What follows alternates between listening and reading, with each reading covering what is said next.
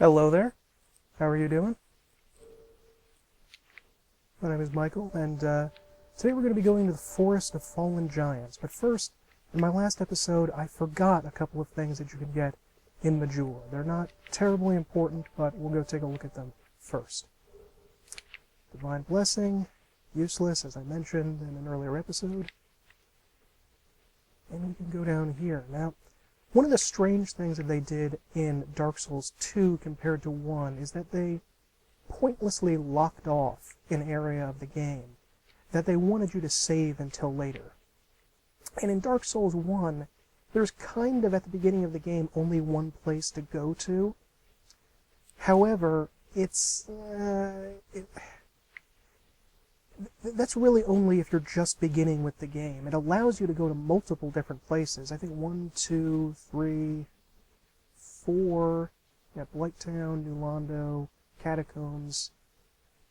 Oh, and I guess Valley of Drakes and the Undead Burg. So that's a lot of different places to go at the beginning. However, if you're a skilled player and you know what to do, you can get there easily and work through it quickly enough to get the items that you want. Unfortunately, in this game, they just have you go to two areas at the very beginning. The Tower of Heide, and the place we're going, the Forest of Fallen Giants. And I really feel that that was a mistake. Because I think I know why they did it. Because of the simplified upgrade system, which we're going to talk about in another time, it would become so easy to overpower your character if you went through that door over there and got to the new area right away. So they decided to sort of pointlessly lock off this area to you, even though it's not terribly hard compared to any of the other areas we're going to be going to. I mean, it's maybe slightly harder, but it just has better upgrade material, and that feels kind of like a fail to me. I don't know why they would pointlessly lock it off. They should have changed that. Life Gem and Homer Bones, very useful. This is Ben Hart of Yugo, or Jugo, I'm not sure about his name.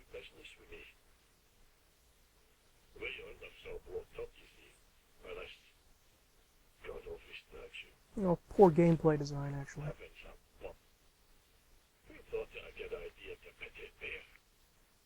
I like the way this area looks, though.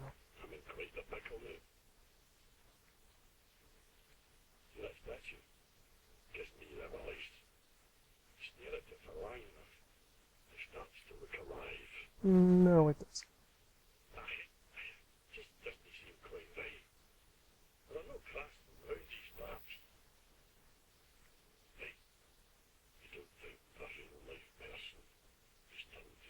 Dun, dun, dun! Yeah, that's what happened. We have to unstonificate them. Unpetrify them. Yeah, okay. He's got nothing to say. Yeah, and we're going to have to get a special item in order to take care of this and get to this area, called the Fragrant Branch of Yore. Oh, they don't tell me what it is, but anyway. Yeah, that's going to be a character we unlock later. I really think they should have figured out a way to give you access to the upgrade items, but proportional to how far you've gone in the game. Sort of like they did in Dark Souls 1. You can get the Large Ember pretty quickly, but the Very Large Ember, that's a lot harder to get with any speed. So I'm pretty sure that's why they did it. Okay, let's go into the Forest of Fallen Giants. But we have to go through this other area first.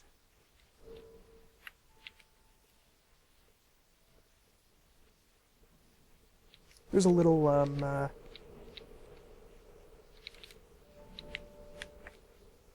sort of a disguised loading screen we have to go through in there. See if we can put anything away.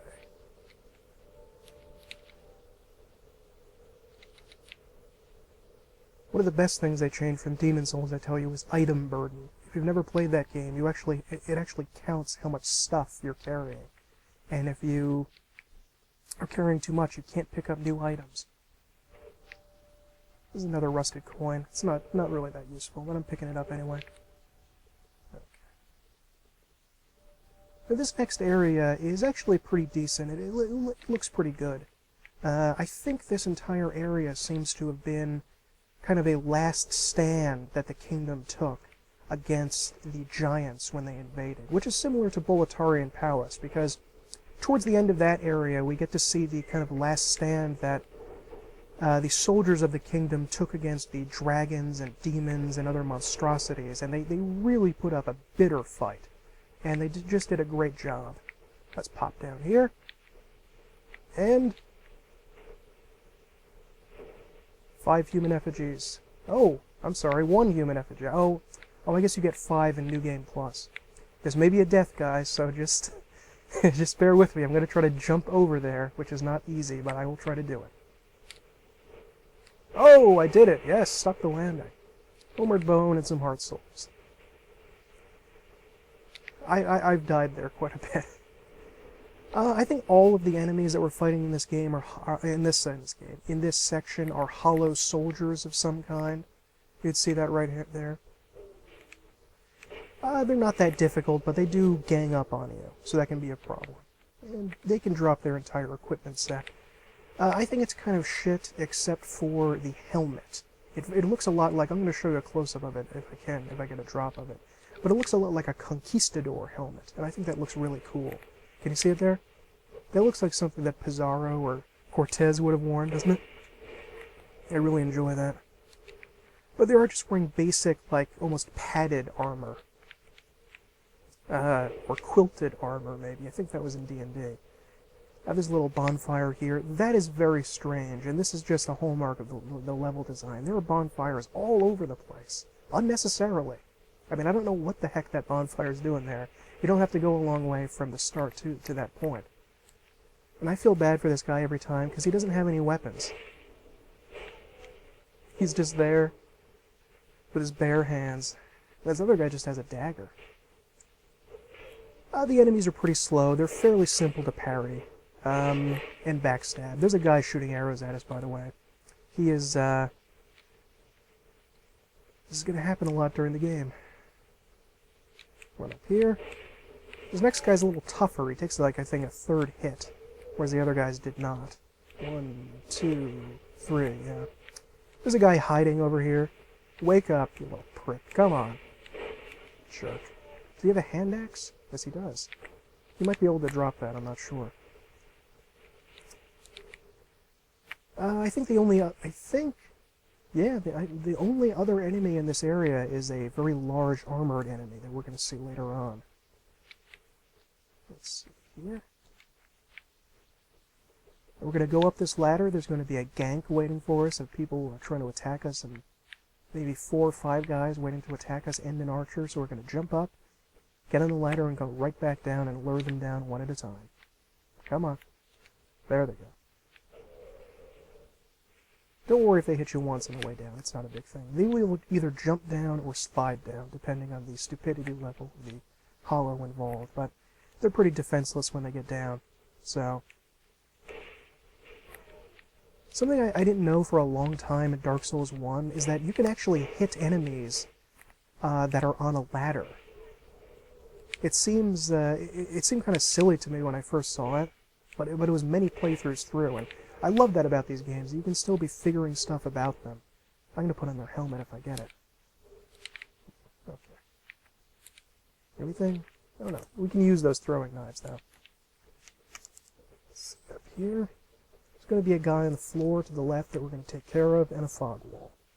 Something that is really annoying about these fog walls, in Dark Souls 2 in particular, but also partially in Dark Souls 1, is that they're very strangely placed at times. Because what those fog walls should indicate to you is that there is a boss coming up ahead. And that, hello, and that you are about to you have to go in there and fight the boss. However, they randomly place them here and there around the world for no discernible reason. I guess maybe to prevent you from running through or something like that, but it doesn't make a lot of sense where they place them and why. Come on. The armor you get from these guys, I think it's called the Hollow Infantry stuff. And there's another set called I think it's just the Infantry, no Hollow at the beginning. That was supposed to be like their armor from the days of yore when they were not so zombified. There's just a short sword over there, so if you don't want to do the jump, don't worry about it. I'm going to get it anyway. Short swords, if we could use that modern parlance, that doesn't make a lot of sense. Short sword doesn't really make a... That's sort of a modern invention, that term, short sword. But they were very, very useful weapons in the ancient world. The Roman gladius practically conquered gigantic sections of the classical world with that weapon and throwing spears. But unfortunately, the short sword in this game is not very not very good. It's just a weaker version of the long sword. I think it has the same moveset actually. It's got that thrust. Yeah. The Romans used to be able to thrust from behind a shield with it. So if you had a tower shield in that, it'd be nice if you could say thrust from behind the shield. But they're not really useful. Don't bother with the short swords unless you're cosplaying as a Roman legionary. Let's see here, broken straight sword, that's useless. Human effigy, that's not useless. And a life gem. Meh. This is called a Knight of Heide. They are kind of a reference, in a way, to two things from Dark Souls 1. One being Solaire, the Sunbro. And if you've seen anything about Dark Souls, you've probably seen Solaire. He's a really cool guy. He is a boundless optimist in a world of madness, and he is sort of referenced here with that square hat, or helmet, I mean. The rest of the armor doesn't resemble his, though. These guys are non-hostile. They were not originally, apparently. They were supposed to attack you in the first version of the game, but now they just kind of sit here, not doing anything. They've probably gone pretty hollow, and maybe we're just too boundlessly good to give a damn about anything. They just decided to say, forget it, I don't care, and they sit here. This guy will actually drop a really good weapon that is essentially kind of a cheat weapon at the beginning of the game that does dual physical and elemental damage and lightning. And it kind of allows you to... Well, I don't usually use it. I'm gonna try to fight this guy later so I can get it. But, yeah, he's... You're definitely getting a big advantage. Too big an advantage, honestly, early in the game if you use that. Also, these guys are a reference to another thing in Dark Souls 1. Is it an arrow sticking out of his head, out of the eye slots in there? I think it might be. It's kind of sad. Pull that out, bro. To the Black Knights. The Black Knights were huge, bigger than a man, armored warriors that stalked the lands of Lordran. And they were very, very tough on your first time through. They could be easily parried, but they were still very, very difficult, and they were no joke if you weren't an experienced player. These guys, on the other hand, they are kind of a joke. I mean, this game may kill me. That's possible, because he's very fast, but they're kind of a joke compared to the Black Knights, who are brutally difficult. Maybe if they had a shield, they'd be tougher. We're going to do him after we get to the next bonfire. There's a bonfire very, very close to here, because it's Dark Souls 2, and that happens all the time. There's a trap here of a guy doing a leap attack against you, and I failed both of those hits, because I'm an idiot. Alright.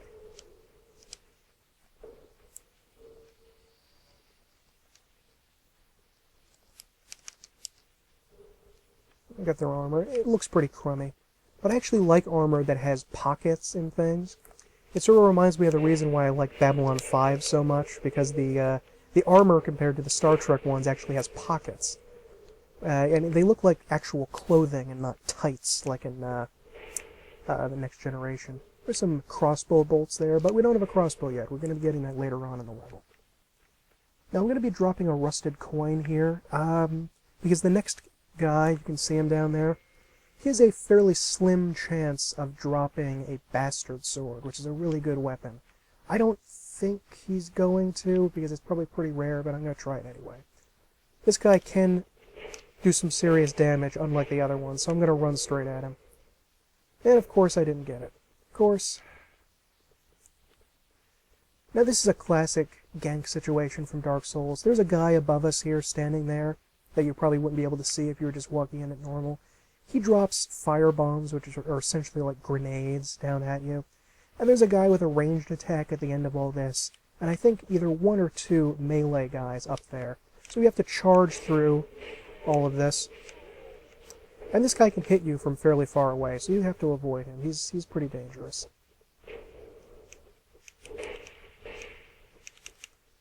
Oops. See, ran out of stamina. Hey, hey, come on, hey, come down here. Hey. Oh, darn it. Alright, fine. I'm going to be running back down here, so there is another item we can get, but I just want to run up and use the bonfire up here. I remember not to rest at this bonfire because we're going back. Just reminding myself of that.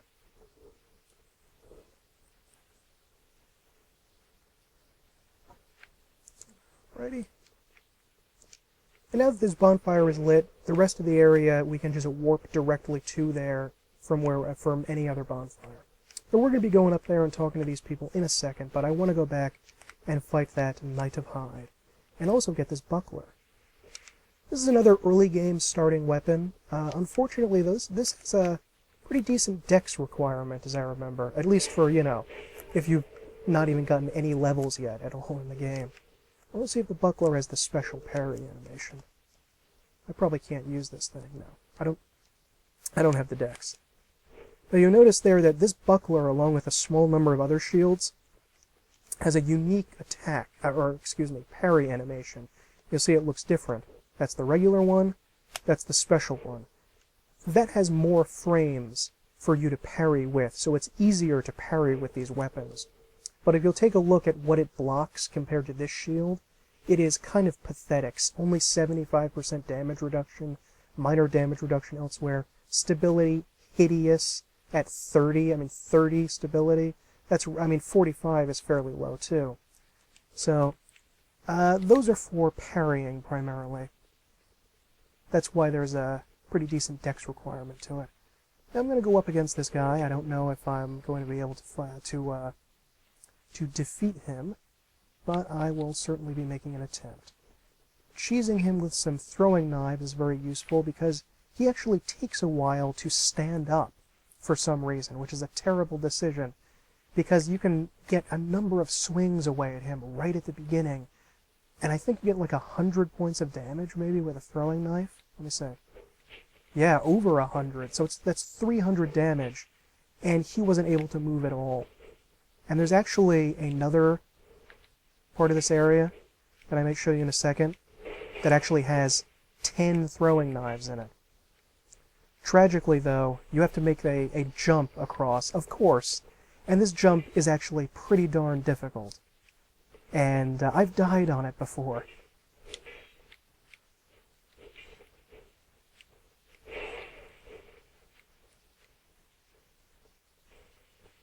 I'm really cheesing him with these heals here. You can also backstab this guy and parry him. He moves so quickly.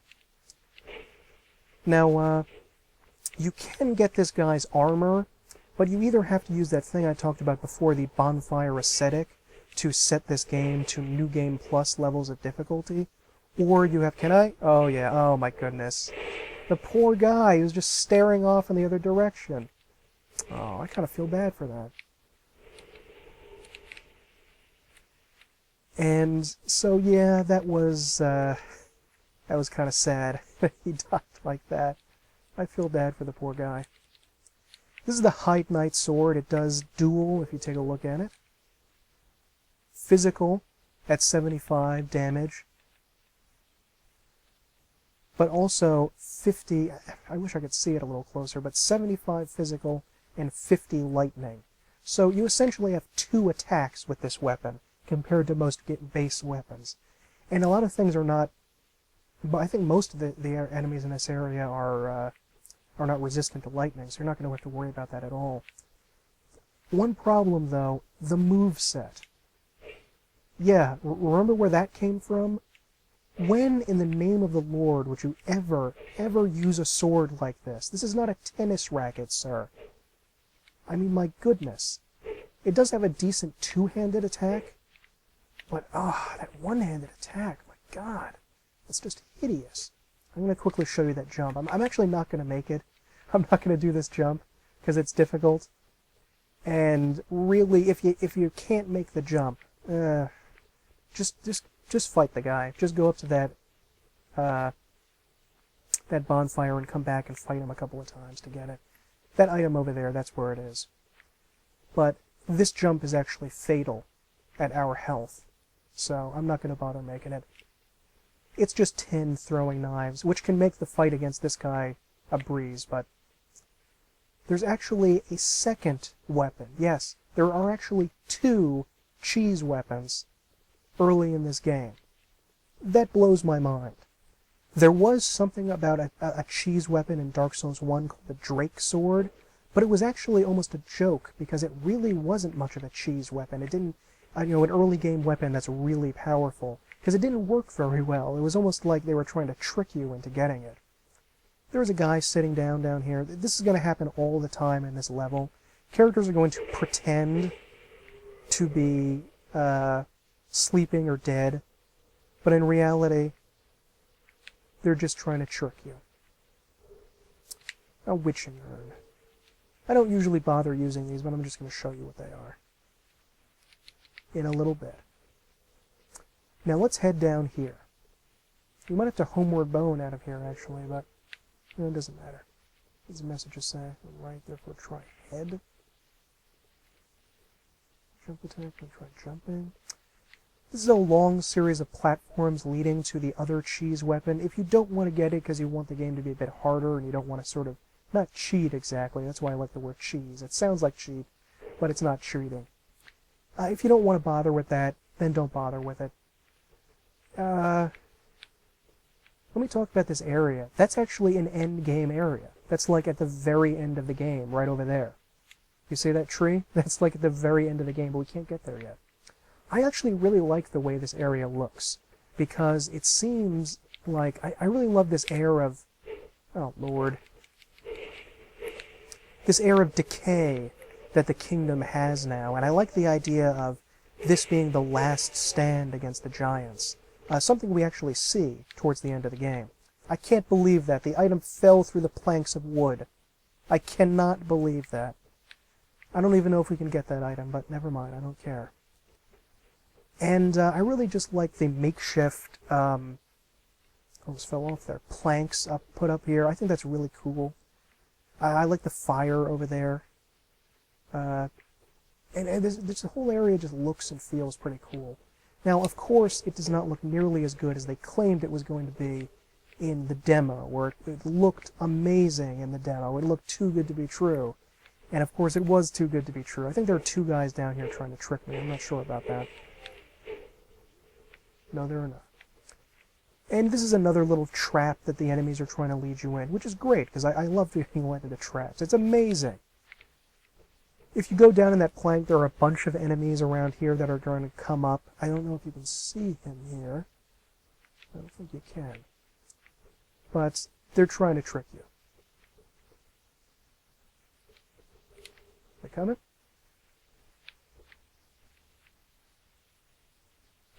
There's one. If I was coming down here with the a base game weapon, this would be considerably more difficult. But because I have the cheese weapon, oh, an infantry axe. That kind of looks like a fire axe. And it is, if I remember correctly, pretty useless. Yeah, it doesn't have much in the way of scaling. The moveset's not very good.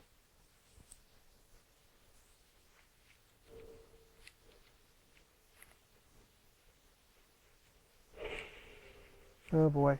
Wasn't even looking at me. This guy doesn't even have a weapon. I feel bad for him. I like these statues here of people, but they don't make a tremendous amount of sense. What this means is that they were attacked by a weapon called petrification. But there's nothing around here that petrifies you, as far as I remember. Where's my item? Oh, come on. Why would they even allow it to fall there? Alright, now, in this next area, to the left there is a door a little bit farther along here. However, at the very end of this corridor, I don't know if you can see him, no you cannot, there is a gigantic salamander that shoots balls of fire. In fact, it shoots giant rocks covered with fire, not fireballs, excuse me. And it's just trying to tell you, maybe, to, yeah, be wary of tough enemy, to be careful here, which we will be, I think, maybe. I hope. Oh, you can see him. Yep, you can see him there. He's shooting fire. Oh, whoa, whoa, whoa, whoa. Forgot about you.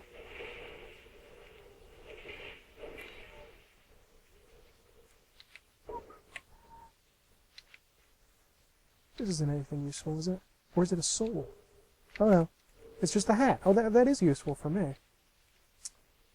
No. No, it isn't. Ew. I hate that helmet. That looks awful.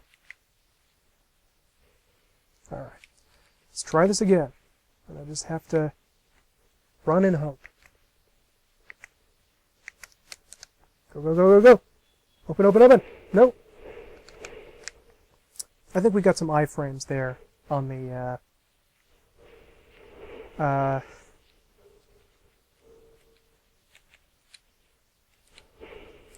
oops, daisy. When we were opening that door. One of the things they said they were going to change in this game is they were going to get rid of the iframes for backstabs and for opening the doors.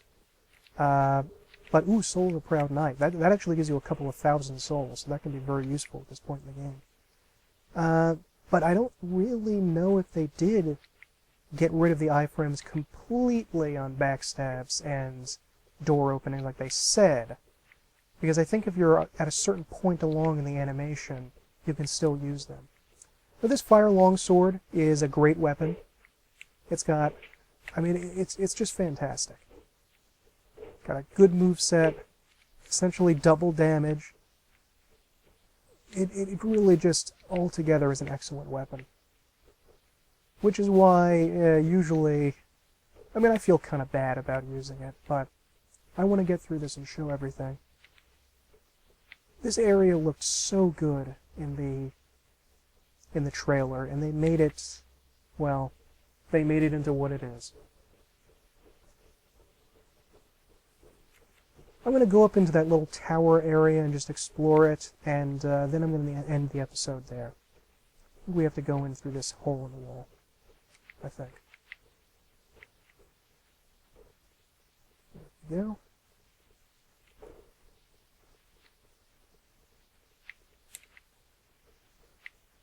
It looks pretty good, but comparing it to that original thing, I like these, I don't know what those are, embers, leaves, pollen. And I do love the sky. It's dark and cloudy and looks like it's about to rain. I like that in the real world, too. Let's just head up here.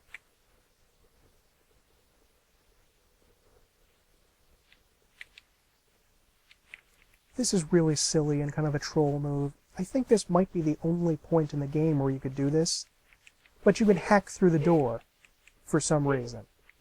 You can't do, you really cannot do that anywhere else, as far as I remember. And they make it almost seem like it's going to be a gameplay hint, like, oh, maybe you could hack through other doors, maybe you could do this. And no, not really. There's a guy waiting back here. I don't know if you can see, there he is. Is he moving? Can you tell if they move a little bit? And are not corpses? Let me see here. Yeah, you can tell he's moving a little bit, unlike the corpses.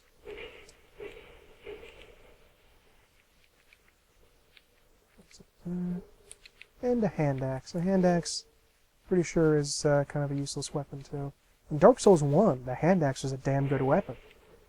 It was a really good starting game weapon, but in this game, nah. If you want to be a lumberjack, go ahead. I'm not going to stop you. Be careful, by the way, around these wooden chests, because if you attack near it, you can actually damage the chest. And I think it's 3 hits. Yeah, 3 hits and it's destroyed, and the item in is converted to rubbish. It's nothing. You can't use it.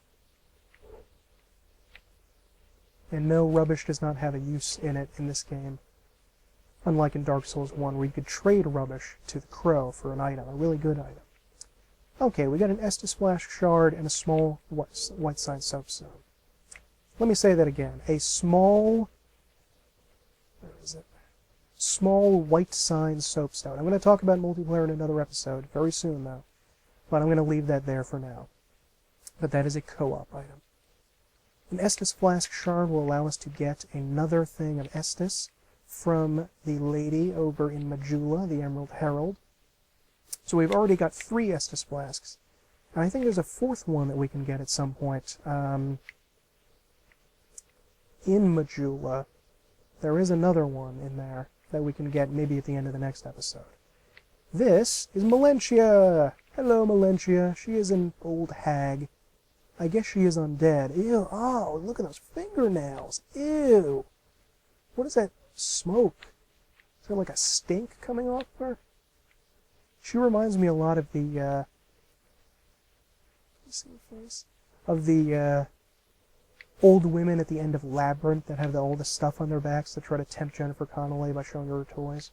But we're going to talk to her in the next episode. I'll be back later. We can continue with the Forest of Fallen Giants. My name is Michael. Have a good day.